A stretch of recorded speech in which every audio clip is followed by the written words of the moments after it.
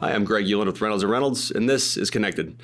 Today I get to sit down with Geoff Pohanka, Chairman of Pohanka Automotive Group, and also the incoming Chairman of the National Automobile Dealers Association. Gets to take over that role at this year's show in Dallas. So, Geoff, thanks so much for joining. Great to be here. Yep. So, Geoff, I guess let's get started talking about NADA and the show. But before we dive in, I am curious. You've been, and correct me if I'm wrong here, but I think you've been on the board of NADA for better part of the last 20 years. Is that true? That's correct, with a break in between. I've had two cycles, yes.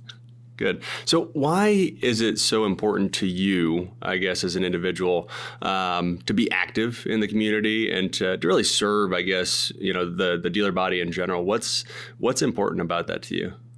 Well, it's my really connection with NADA, and it goes back to my father. My grandfather started a company in 1919, and after college, my dad started working summers when he was 13, like I did for my father. And as my father got more involved in the dealership, competition really heated up. In fact, the manufacturer put a dealership selling the same brand of car just 3 blocks from the dealership. But fortunately, my dad discovered NADA was just located at that time a few blocks from the dealership. He took classes. He joined the third 20 group in the United States. He learned how to compete. And from that, he really wanted to give back. So he became a director and ultimately chairman of NADA. So I kind of grew up with that. And I'd live 9 miles from an NADA building. The opportunity came up. People said, Geoff, you should become an NADA director. I said, yeah, I can do that. I've been very involved with dealer councils and dealer council subcommittees, got some government issues, involved in the community. So it's kind of a natural thing just to become a director. I had to move 3 dealerships, so I took a leave of absence for 6 years. I moved the dealerships to a new location and got back in the saddle, and here I am now, the incoming chairman of NADA. Yeah, that's great, and congratulations on that too. It's pretty exciting stuff. It really is. So I guess what are you most excited about, thinking about that, heading into the announcement in January, and you'll kind of take over in your new role? What are you most excited about? Well, I've kind of have a running start. I've been vice chairman the past year. I was industry relations chairman the prior 2 years. So we've got a lot of things working with NADA. So it's not like my job just starts in January. Certainly it will intensify, but we have a lot of good things working. Basically, data sharing agreements, principles for data sharing, very important. We have some principles we've come out with NADA in terms of important issues facing dealers, registrations, registering orders for vehicles, data sharing, things like that. Guiding principles, what we're for, what we're against. So I've had a big involvement with those things. So I think that my job started some time ago.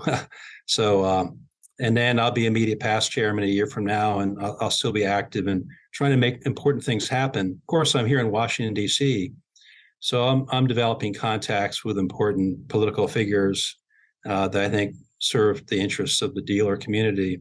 I think that's really important going forward. Yeah, and it does put you in a unique position. We were talking just a minute ago before we started recording about how you being there in the DC area really does help. Certainly help you be in a position to have maybe a little more influence than, or at least a head start, I guess, a little easier path to influence than maybe somebody else might have. Yeah, I think the key is for us not to react to things already happened, but anticipate change and get ahead of these things and try to influence them before the concrete settles. It's really important, particularly now. There's so many things coming at us that we need to be much more proactive than we have in the past.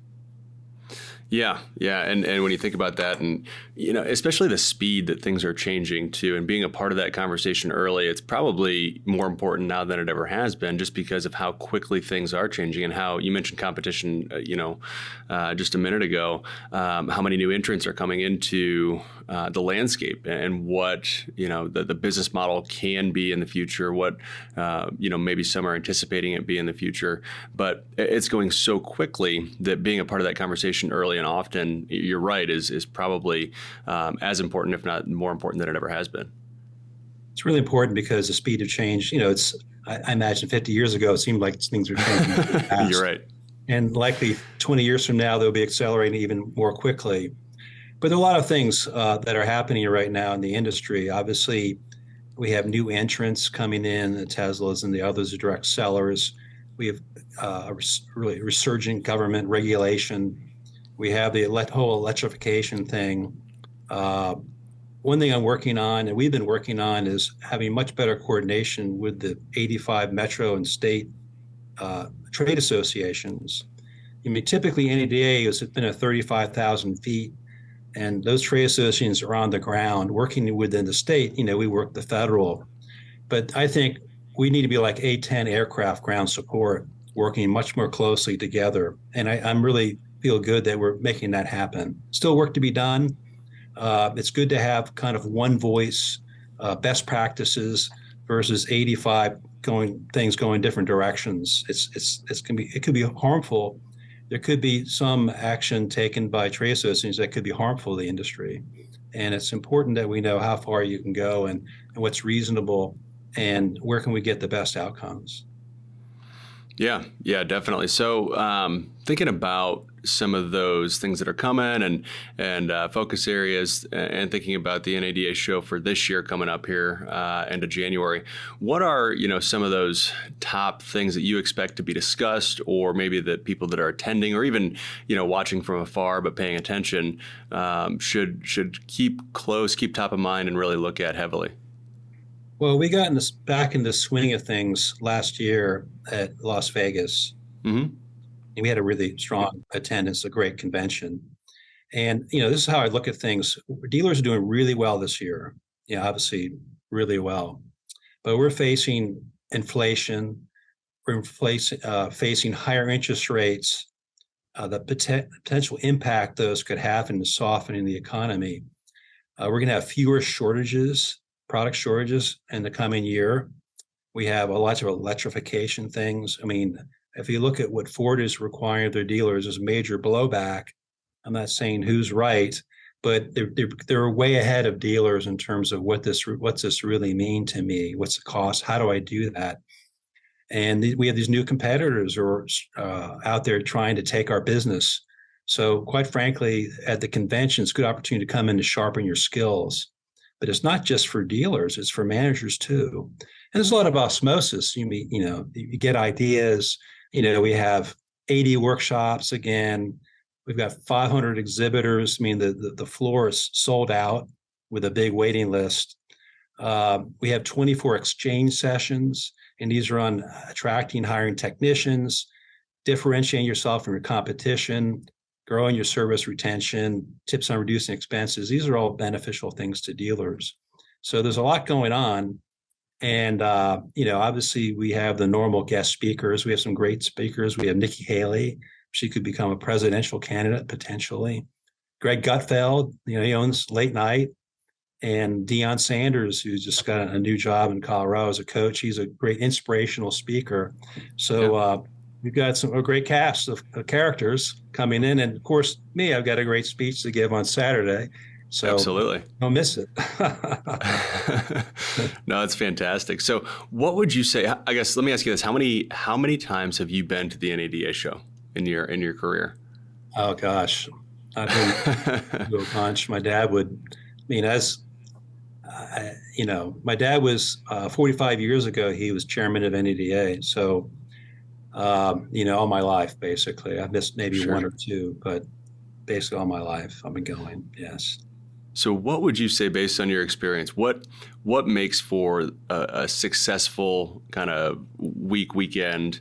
What's that agenda look like, right? You take in a few sessions, you listen to a few speakers, you visit vendor. Like, what is a successful show based off of your kind of decades of experience seeing these things? Well, let's just show the exhibit floor. You might see some vendors you wouldn't see otherwise. Of course, you're going to see the vendors you already do business with. Even an opportunity to pick their minds. What's new with you? Why should I stay with you? I even Reynolds go down. People go to Reynolds booth and look at things you've been working on the past year, what they can implement, and basically there's positive feedback or negative, give it at that time. So I think that exhibit floor, I always like to do. It's really a big floor of a lot of vendors, and you're really going to have to plan. But generally, you're going to find something down there that's beneficial, some new idea, concept, or how can I use this product better? I think that serves a big purpose. Obviously, workshops. I think word of mouth with a workshop's good. What workshop have you gone to? What's one's good? Because you can't always tell. Research them ahead of time. Don't wait to go to the convention. Research them ahead of time. And there's a lot of material you can look at. Is this material beneficial to me? I've had a few disappointments in the past where it seemed like a good topic. So, but doing the more research is really good. I think the franchise meetings are really important. And here's an opportunity to see the top brass of each manufacturer and ask them point blank questions. And I found there's a lot of good information at the franchise make meetings. And those are really worth attending. And so the key is, and look, there's a good time too. There's parties and seeing, sometimes at a relaxed atmosphere, seeing hobnobbing with the VIPs and the manufacturers is a good opportunity because, getting to know them and them to know you. And, we last year at the Allegiant Stadium, we had a big welcome party. Yeah. And that went really well. It's kind of like welcome back, Carter. We were, and we're going to do that again at a place called Gillies. Yep. And Gillies is a big party place, pretty much. We're going to have Brad Paisley performing. And there's all kinds of venues in there, country music, honky tonk, mariachi bands, mechanical bull. I don't think I'm going to do that. Texas Black. I was going to say. So unless someone dares me, maybe I try it. But when people register for NEDA, they're welcome to come to the convention, welcome to come to this big welcome celebration. What's really good in the planning, the workshops don't start till Thursday afternoon, so people can fly in Thursday morning, because otherwise you have to fly in Wednesday or miss some of the workshops. So that planning, I think, is going to help people attend more workshops. So, we've been doing it for a lot of years, but we're working to get better and better and more beneficial to the dealers who participate and attend. Yeah, and I will say too, speaking of timing and planning and the agenda, having it in Dallas for the first time in quite a long time, I think it makes it easier too. It's more of a central location. It's not as much of an extreme when it comes to time zone changes and things like that. So you're East Coast, you fly to San Francisco or you fly to Vegas, and those are great cities, and we'll obviously be back. But when you have that 3 hours time difference for you and a 4 hour or longer flight, it can just stress your schedule a little bit. That's exactly right. Now, Dallas, we haven't done it since probably the middle 90s. I remember the last time, but they've been very welcoming. And Texas is a happening place. It's on fire. A lot of energy in Texas. So Dallas has been very hospitable to get us the hotels we need and the facilities we need. So registrations actually are exceeding Las Vegas last year, which was a really strong convention. So we're really enthusiastic. We're going to have a great convention. Yeah, we are too. Yeah, we are too. Saw the registration list just last week. Kind of came out. The second registration list came out last week, and everything's looking up, and it seems like everybody's very, very excited. I mean, obviously, plenty of time for dealers to register still. So the anticipation, at least from our end, from my end, is that following the holidays, everybody will get back in the saddle, and they'll really start planning out January, and then we'll see a big uptick. But for those that maybe haven't registered yet, kind of give the pitch. Why go? Maybe for those that decided 5 or 10 years ago, it's the same thing every year. I don't need to go back to this every single year. And then once you break that habit, it's hard to get back into it. So maybe for those dealers that haven't been in 5, 10 years, something like that, why come back? Well, I'll give you two reasons. With distribution of vehicles, there's really two methodologies. One is to lock you into past performance, historical performance, and that's how many cars you're going to get. And they may be like, a 6-month thing. And then there's the manufacturers the other way. That's how many cars did you sell in the last 30 days? Okay. And it's all based on day supply. So let's look at both of those. Say you're locked in, some manufacturers locked into, historical. You can't, it's hard to get additional cars. But what happens when this opens up and there are more cars? Are you going to be ready for that? Are you going to bust forward? Are you going to fall flat because you've basically lost your muscle memory? You lost your skill sets. I mean, this is the best time ever to be a car salesperson. It's transparent pricing. I give you a price. Customers know there's a shortage of products. Margins are good. Commissions are good. But what happens when you get back to normal? Are you going to be flat-footed? Or are you going to shoot ahead and get more than your fair share of product? And then there's the groups that are, it's your travel rate. What happened in the last cycle? What happened in the last 2 weeks? You're not locked in. You can actually, and it's tended to have a leveling effect. Some dealers aren't as good, moved up the ranks because, customers are going to go where the cars are. Okay. I see it as being much more a leveling effect, but you can impact how many cars you can sell, your availability, if you sell at a faster rate than your competitors. So if I want to get better, there's one manufacturer said we're only going to have 3% more cars next year. They're better at getting chips and building cars. If I'm going to get better, I need to better my competition. I want to move forward. So whether you're locked into historical, and that's might change next year, or it's whatever you did for me last week, I need to get better. Those dealers need to get better. And one way to get better is be with your peers, feed your mind, get some ideas, get re-energized, get focused. It's the new year. Let's get going because, we have choices to make. And I think this is a good investment. Now, people always say, I can't afford the time to be away. Look, it's a good time to be away. It's January. Weather's usually pretty bad in a lot of places. It's probably one of the weakest months of the year. We pounded away at the end of December. It's a good time to kind of get renewed, refreshed, and to get going, get the year going again. So I think it's worth the investment, and it is investment, but it's not like investing in your people and yourself to get better, because either you're getting better or you're getting worse. You never stay the same, right? Yep, absolutely. Something you just said there, Geoff, I'm hoping you can dive into it, and that's investing time away from the store, because it is a commitment, right? Any day you take a full day or 2 or 4 out of the store, that is a lot. That's a lot that you're asking of your staff. It's a lot that you're taking away. So again, in your experience, how have you made the most of that time away, especially coming back? So thinking post conference or fill in the blank, any time away. How have you made the most of that when you get back to implement some of the things that you've learned? Because I see that as one of the biggest struggles a lot of people have is, okay, I learned all this stuff. I even wrote it down and took notes, but then I get back and I don't do anything with it, or I do something with it for a week. What's the best way to really make the most of it? It's the same problem we have with 20 club meetings. Yeah. You go with your peers, you come back.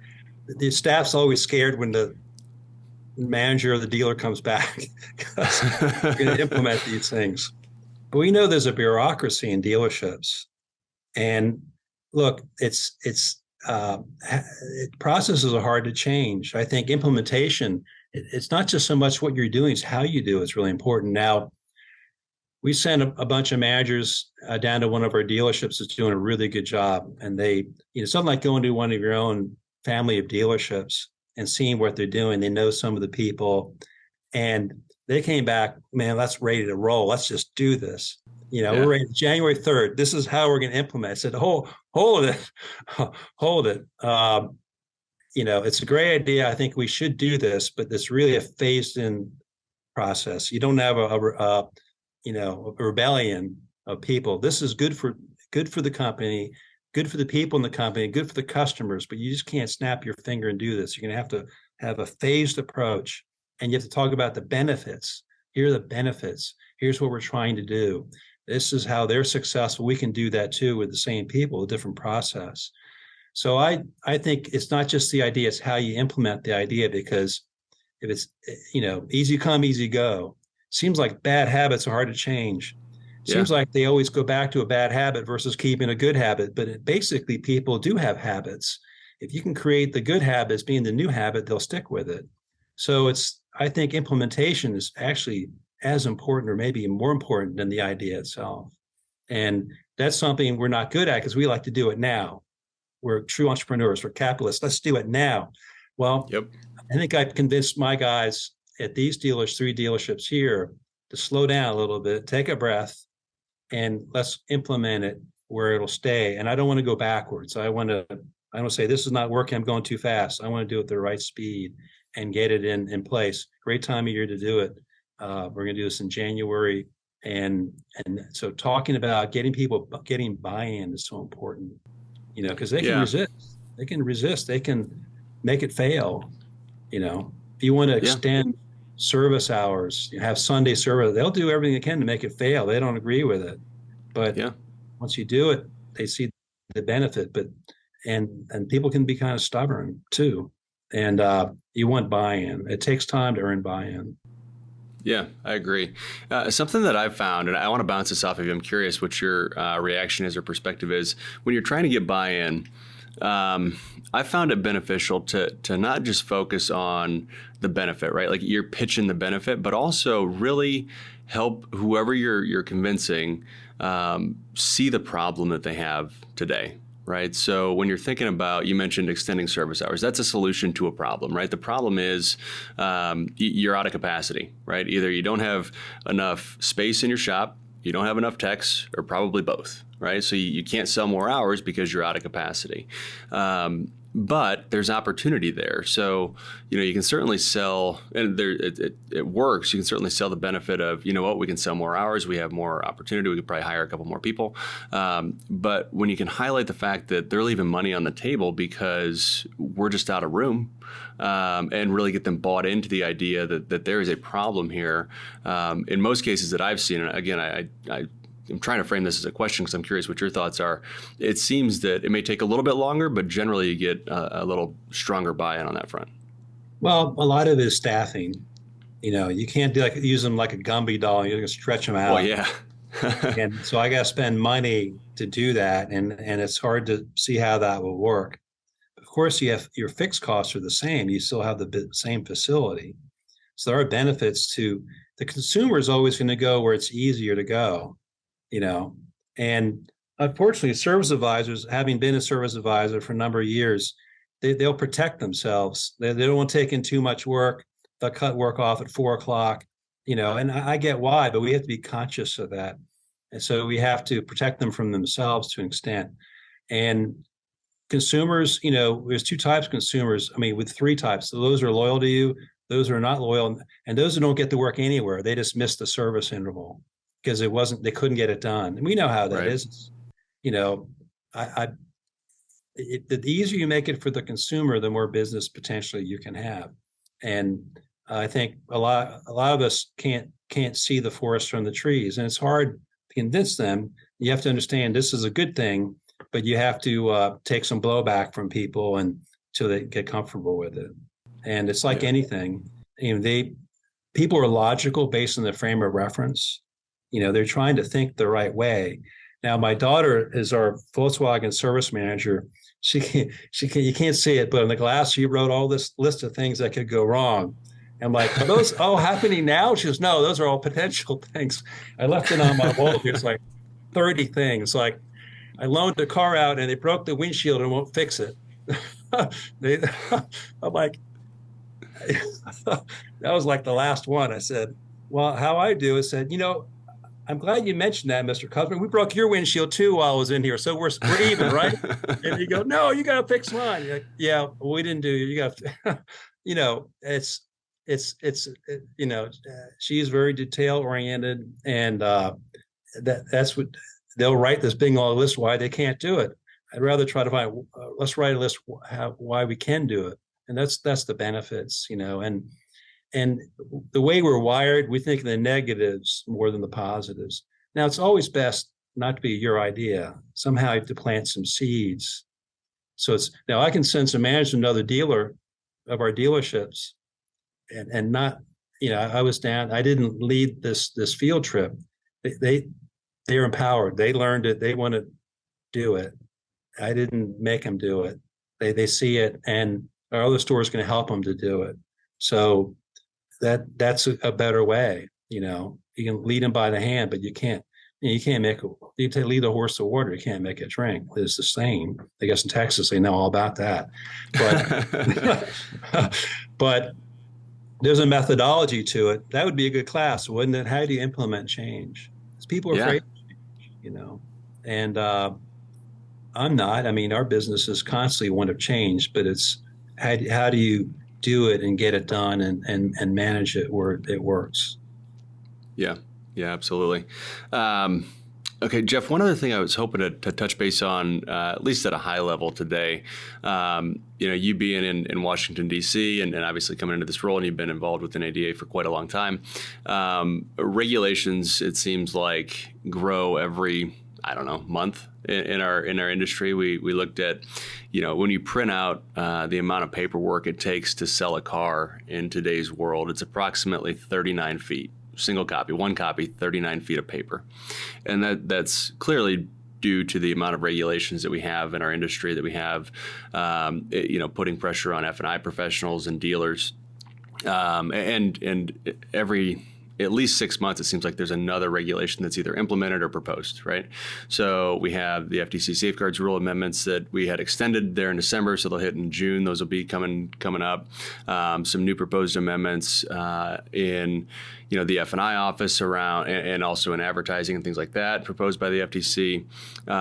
Where do you see some of these things going? And you mentioned, getting involved earlier and more often, which I think is fantastic. At a high level, I guess, so where do you see some of these things going? I just don't see it slowing down. I don't know if you do, or if there's a different way to approach it. Well, right now we're facing some FTC action. A proposed rule that has not been tested.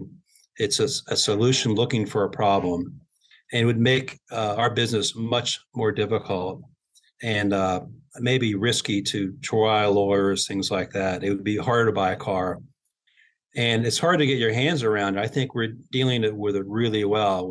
They only had 30 days to offer rebuttal. It's very extensive.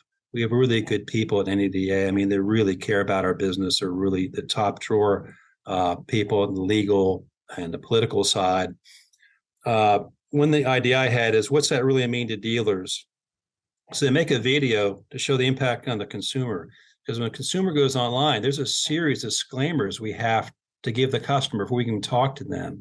And then film that customer. I'm just going to call that dealership and go through the same things. I'm just going to go in there. They go in there and get the same barrage.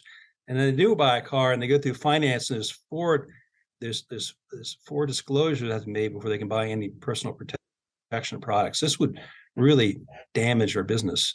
It's hard to educate dealers about what this really means. And we're in a war footing if we need to be. Hopefully we can have them forced back on the shelf. You have Republicans coming in with the House with oversight. They can go grill the FTC. They're not just doing it to us. We're the tip of the spear. They want to reorient the economy. They're zealots in some of these departments, and they're kind of out of control. They're really going beyond their bounds of what they're supposed to do. Now, every agency is a climate change agency, for example, the military. I mean, everybody, and that's EPA's job. That's not their job. So they're going out of their job category. Now, there was a really important Supreme Court victory. That was West Virginia versus the EPA. And the AG there, Attorney General, is Patrick Morrissey.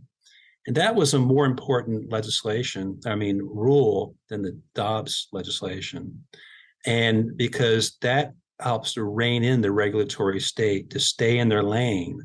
And that will actually help us with FTC action, because we have a lot of rogue agencies, and I'm not saying political FBI with Twitter, there's 80 people FBI had at Twitter to censor. Seems kind of crazy. The FBI is supposed to be solving crime. I just think there's a lot of things going on in Washington, but there's a lot of things coming that I'm really spending a lot of time on. That's electrification. Okay. There's some and I've peeled back the onion, something I follow energy and in this area very closely for a number of years. People don't, there's a train wreck coming. And that has to do with three things. NHTSA, which sets CAFE, corporate average fuel economy. And under the Biden Obama administration, has set a very high standard. They've doubled down on that. They want a 40% improvement in fuel economy between now and 2026. 40%, which is the best the industry's ever done, is 3 or 4%. That's going to be very hard to achieve. They can buy some credits and they can pay some fines, but it's really difficult to meet. Then you have a new overlay with EPA. EPA is setting now CO2 standards. They want the average car to emit 133 grams of CO2. No cars emit at that low a level. This is by 26. The Honda Accord's 250. So, I mean, they want trucks to be 186. The Honda Pilot's 550. Silverado F1 550, 450 grams. You have to have massive electrification to make the numbers. There's no fines. They can't sell cars unless they make the number. Now, the manufacturer is partly responsible for this. They thought they would get huge, massive subsidies. They've gotten some of them, but most of them they didn't get. And they got all the rags. They got half a loaf. They got the bad half. And so they're kind of did it themselves. Then you have California. Now, California's been given back their emission waiver. They want 0 ICE cars by 2035. And there's ZEV states, like Maryland's a ZEV state, zero emission state, that follows California. 1/3 of our new car sales in those 14 ZEV states must be electric by 2026. 1/3. And then an 8% increase every year. So it goes from 35, 42, 50. It's not going to happen. And there's no fun. What's going to happen? It's going to raise the cost of cars substantially. Now, we've had Zooms with the Alliance, which is the lobbyist group for the manufacturers. I've had Zooms with J.D. Power. And this could break some companies, the investment that they have to make. Now, the average electric car has gone up $14,000 in price in the past 12 months because everybody, his brother, needs batteries today, and there's not enough minerals to do that, components. So the price of lithium's gone from $5,000 a ton to $75,000 a ton in 1 year. So the prices of EVs are going up. Then now you have an affordability issue, that's going to, with combined with higher interest rates.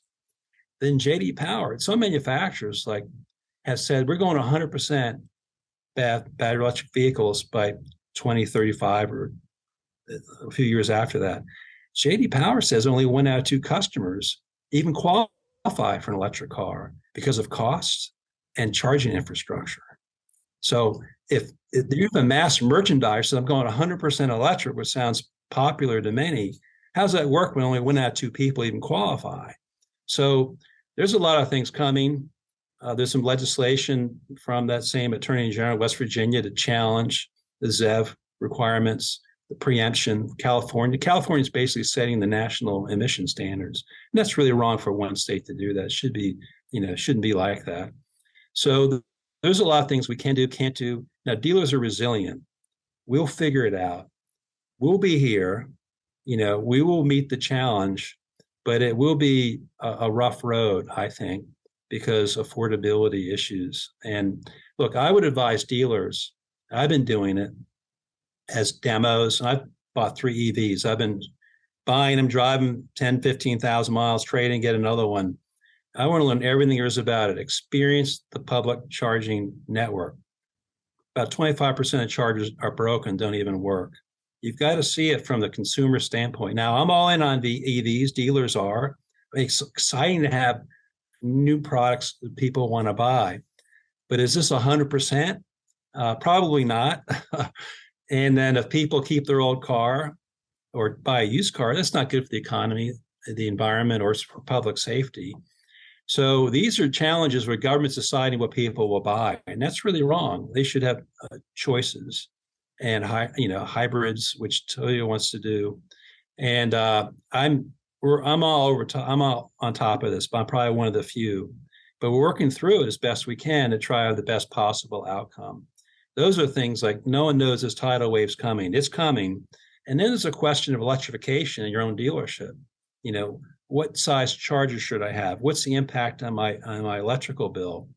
There's something called demand charges. People probably aren't aware of. It's on your bill.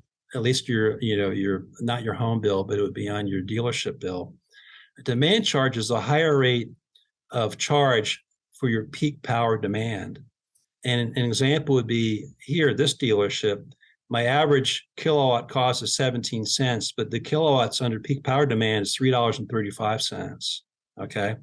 And that's their highest 15 or 30 minutes of consumption. Now, these demand charges in California are $35, and it may be some utilities have lessened that blow, but that first 15 minutes of that first charge in California costs $1,300. Okay. So something to think about that people aren't aware of. And I've been meeting with some energy experts, try to get a better understanding so we can advise dealers how to best electrify your dealership instead of doing something and saying, I waste a lot of money, or I wish I'd done something different. We need to be ahead of this. And I'm really driving that effort as an example of getting ahead of an issue. Yeah. Yeah, that's a good one. Appreciate it. Honestly, I really appreciate the passion that you clearly have for this and all things. And it's clear that you're going to be a great chairman for NADA. Not in the least bit due to the fact that you do have that passion. You've been in this business for a long time. There's clearly issues that you understand and see as important, and it's very clear that you're going to go after and tackle them as best you can. We have a great industry. Look, cars are really important to people. Yeah. It's a lot of people, it's their second biggest purchase. It's really a source of freedom. Mobility, affordable mobility is a source of freedom where you can live where you want to live, work where you want to work, take your family where you want to go. I think that's important to preserve that. And dealers are going to be helping make that happen. And dealers are some of the best people I've ever met. They care about their workers. They care about their community. We're very community involved. But we need to get even more involved with our local trade associations and with NADA. We need to do more than we've ever done before. Stay involved politically. It's important we have that voice in the State House and on Capitol Hill. So the things we can do, we need to double down our involvement. We need to support these organizations to support us. We can't work in isolation because when we're a bunch of islands, that will get run over. And I think we have a purpose to serve, and I think we will survive, we will thrive, but we only do it by working together and giving the resources to NADA and others to help represent us where it's much needed. Yep, I couldn't agree more. Geoff, thank you very much for sitting down and talking. We've kind of went a little bit all over the place, which has been great. I appreciate you chatting and being open to just talking a little. Anything that you want to touch on before we jump off? Anything that we haven't talked about that you'd want to dive into at all? No, I would just say I'm an optimist. I realize, you can just sometimes you got to turn the news off a few minutes, but I'm here in Washington. The local news is the national news. And, we still have the best system. We still have, even though we're all our defects in Washington and Detroit, we still have the best system. But by getting involved, we can help it run better, be better. And I think our future will be good, will be bright. But we've got to really be mindful and helpful to make sure that happens. And I think there are people who are working every day to see that we have a bright future as franchise automobile dealers. Yep, absolutely. Absolutely. Well, Geoff Pohanka, thank you again for sitting down and talking. I look forward to seeing you in Dallas here in a couple of weeks. Absolutely. And, safe travels getting out there. Good luck with prepping for the speech, and I'm sure everybody's looking forward to it. And bring your cowboy boots. Absolutely. Absolutely. Good. Okay, thanks for having me. I really appreciate it. Yep, thank you. Have a good one. Wow, what a great conversation with Geoff Pohanka, chairman of Pohanka Automotive Group in the Washington, D.C. area and the incoming chairman of NADA. Just a fantastic conversation. I hope you enjoyed it as much as I did. Before we hop off, don't forget you can watch or listen to episodes of Connected on YouTube, Apple, and Spotify. And make sure to subscribe so you're notified every other Wednesday when new episodes are released. Thanks so much, and we'll see you in 2 weeks.